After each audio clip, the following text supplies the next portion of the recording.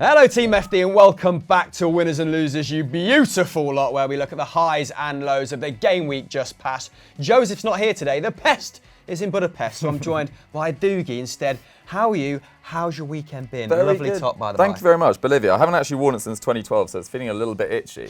But it's good. And the weekend was good. Yeah, I watched a lot of sport. There was rugby on as well. Watched the football yesterday, enjoyed it. I know you hate rugby. But yeah, it was a cracking weekend. How was yours? Well, you've really put me in a bad mood there. Rugby on Winners and Losers. Never have I ever. Let's just go straight into Manchester City, our first winners. This comes from Ollie_MCFC. Why has he suggested them? Well, deservedly so, because they've obviously recovered well from that defeat at Norwich last weekend to batter Watford 8-0, their biggest ever win in the English top flight. It was also the first time the Hornets had conceded 8 goals in a league game since 1959. The winning margin is also the biggest in the Premier League since Southampton beat Sunderland back in 2014. Remember that day well for Santiago Vergini volleying it into his own net. Absolute nightmare scenes for me that day. Anyway, Man United's 9-0 victory over Ipswich in 1995 remains the biggest winning margin in Premier League history. And it carried on a damning run for Watford, who have now lost their last 12 competitive meetings with City, conceding 14, scoring 0 in the last 2. Bleak. This result leaves Quique Sanchez-Flores' side bottom of the table with a goal difference of -14. 9 goals off than the next worst, Watford, man. who are Norwich.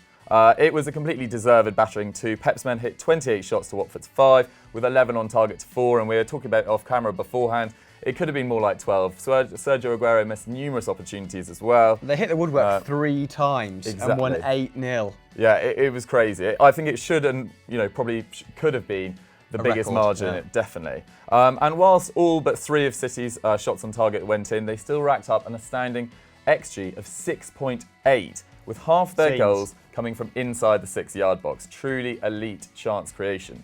The huge scoreline also means that City have scored 24 goals in their first 6 Premier League games of the season, working out at an average of a cool 4 goals a game. Just the 4. Pep Guardiola, though, was once again reluctant to speculate about the title race. Here's what he had to say after the game.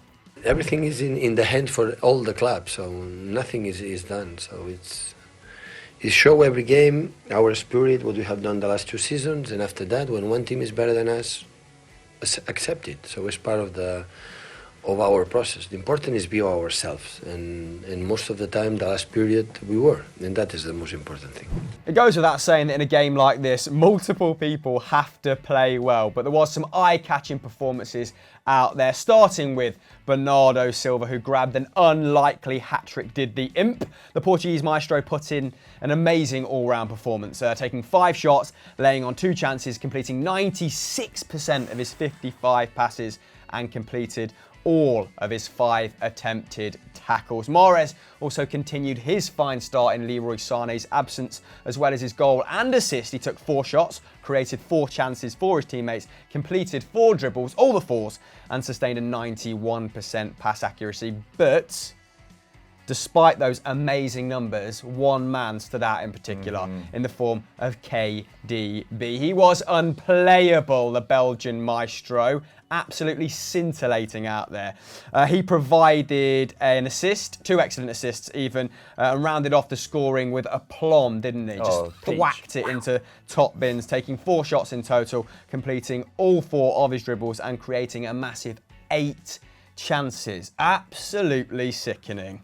Crazy. Form player in Europe right now, I'd argue. It's like he's a cheat code at this point. He has 52 Premier League assists since his transfer to Manchester City in 2015. That's more than any other player in that time. And he already has 7 this season. That's 3 more than the next highest players, which are David Silva and Buendia, if memory serves me correctly. City will be extremely confident as a result going into their next fixture, which is against Everton, who are, of course, recovering from that loss to Sheffield United. Somewhat of a shock, yes.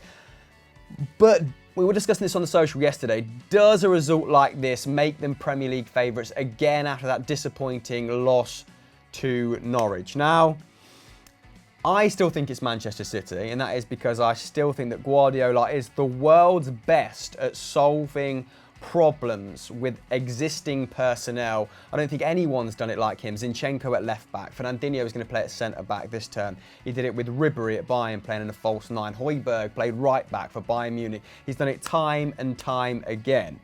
And I think his system is slightly more forgiving if it's missing key personnel like Aymeric Laporte, because, you know, how can you lose when you always have the ball?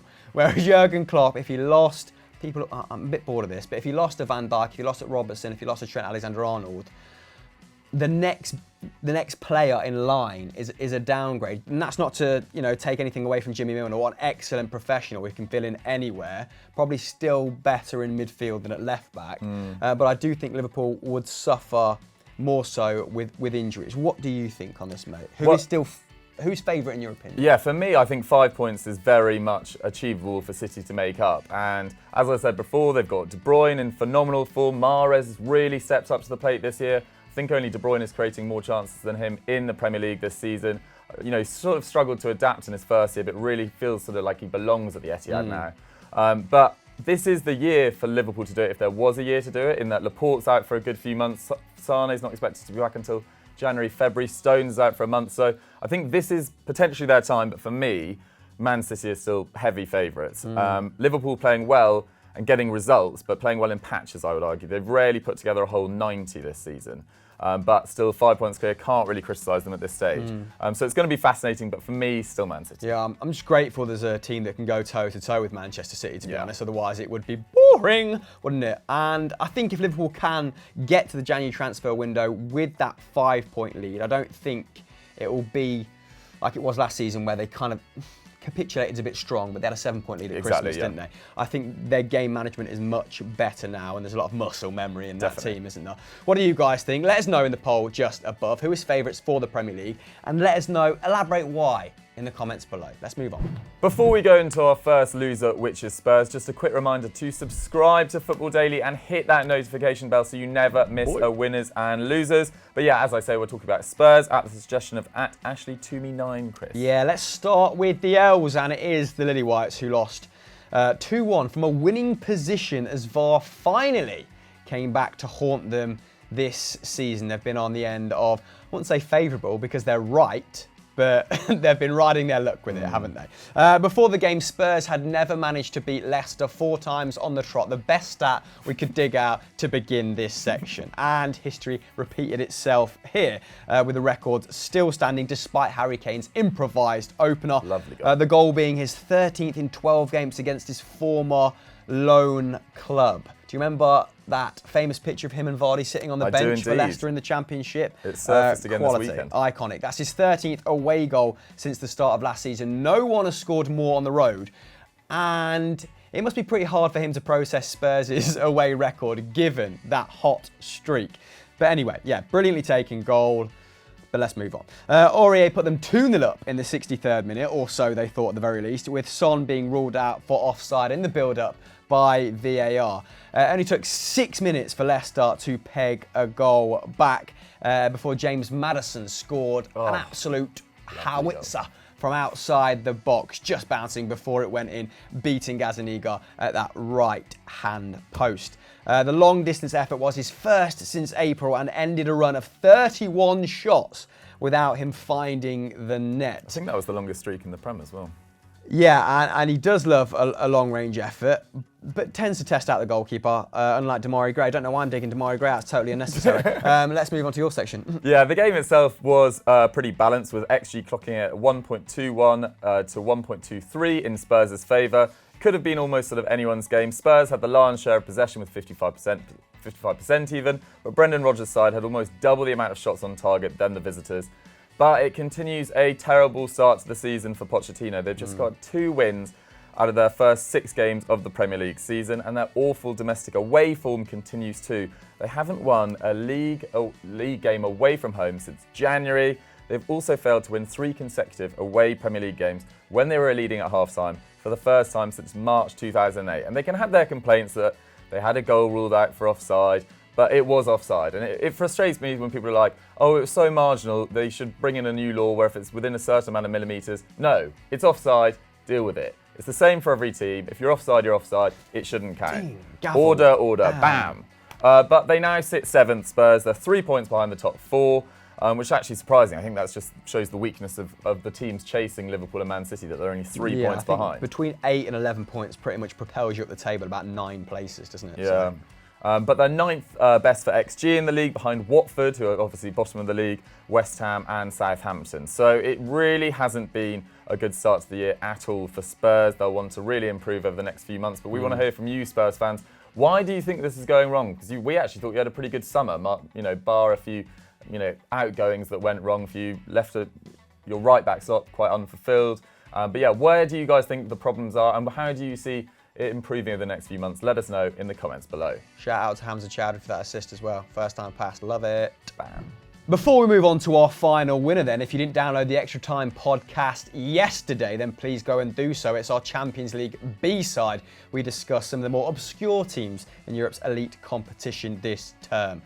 It's not just, the top 6 we talk about, okay?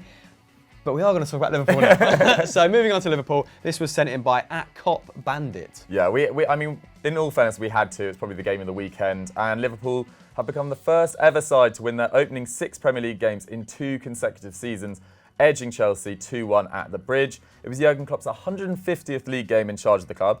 Only Jose Mourinho has won more games than the Germans, 91 in that time frame. He won 105 of his first 150. What a time back pretty then. Impressive.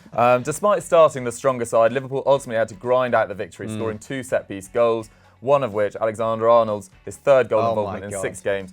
I just love it as a strike. Laid off by Salah, arching into that top right corner. When was the last time you saw an Englishman score a goal like that from a free kick? It was just beautiful, and so close in as well. Like, he managed to, evade all the players, just arrow it straight into the top corner. Love it. Samba football, man. Yeah, and Bobby Firmino then added the 2nd, which was his 3rd goal in 5 starts. He's playing phenomenally well this season as well. They've now scored 34 set-piece goals since the start of last season, 7 more than any other club. And we talk quite a lot about them looking for small margins, bringing in a throwing coach or whatever. And I think they really are taking set-piece like delivery, set-piece routine to new levels.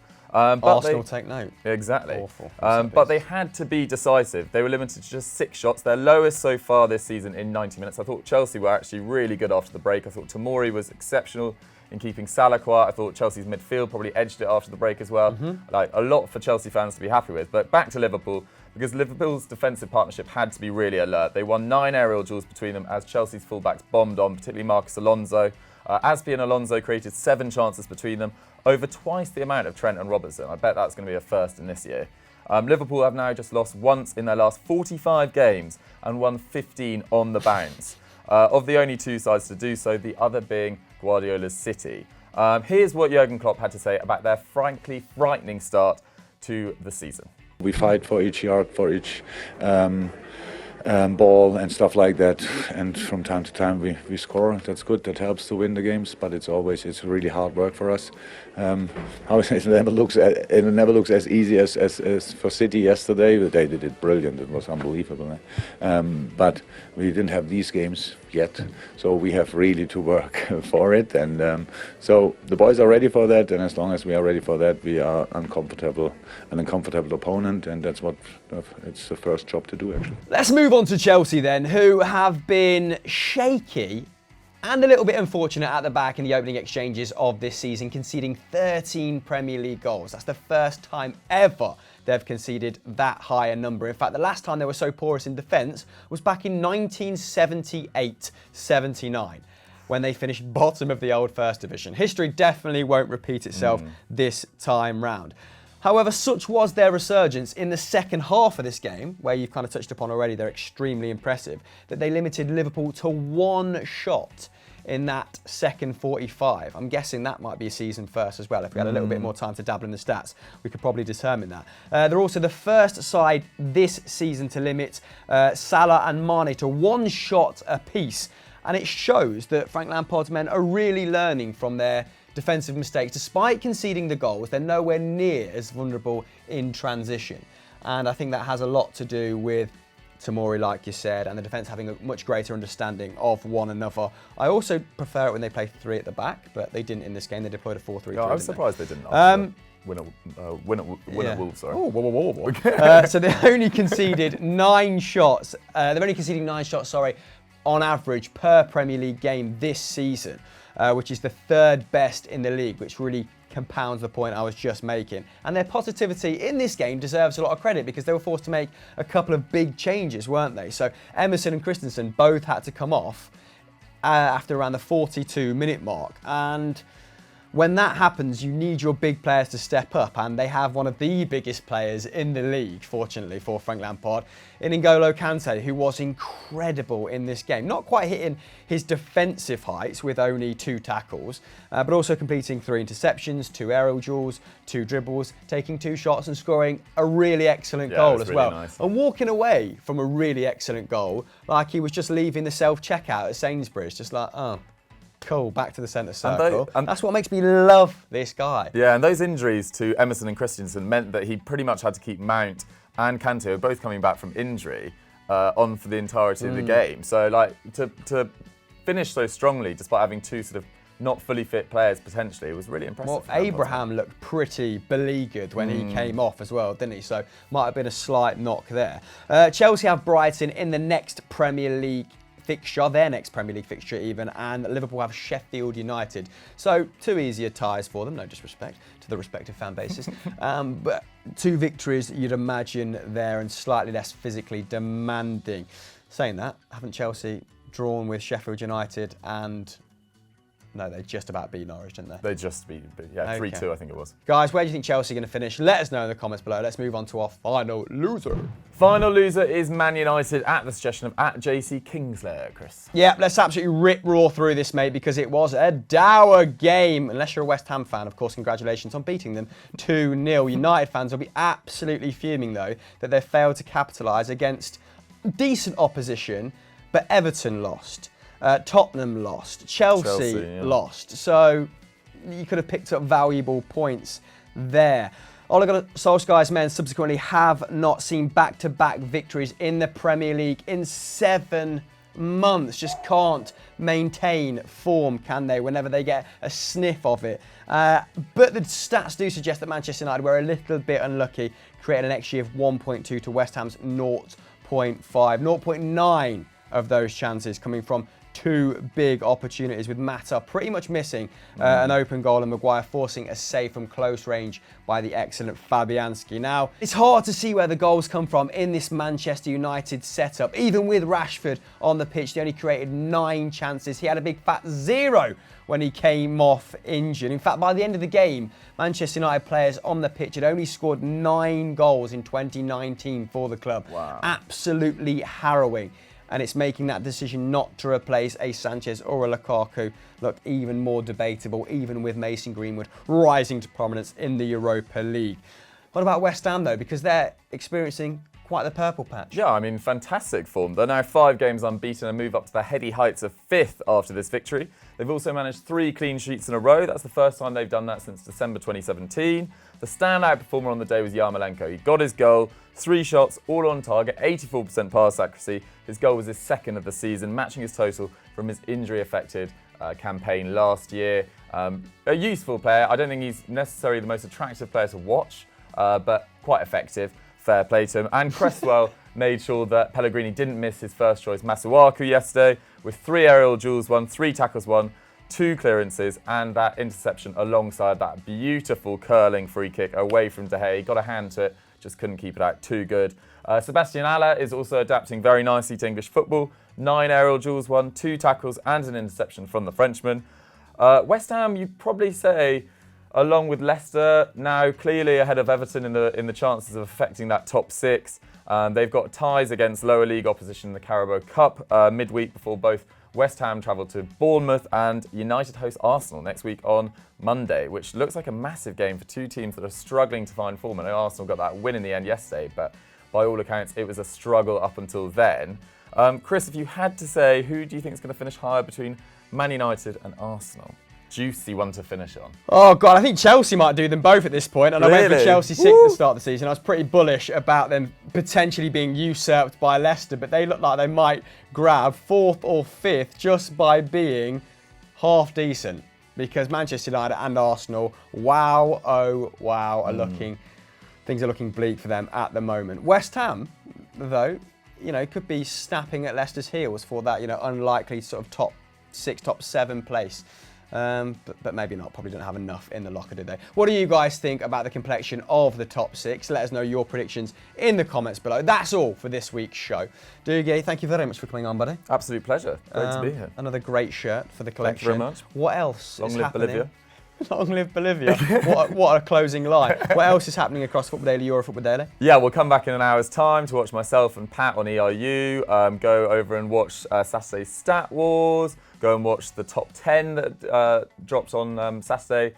On Football Daily, go and watch my interview with Mikel Antonio for Unfiltered last week. There'll be another one coming this week, hopefully. So lots to look forward to. Go check it all out. Subscribe to all 3 channels and we'll see you next time. Absolutely. Bye.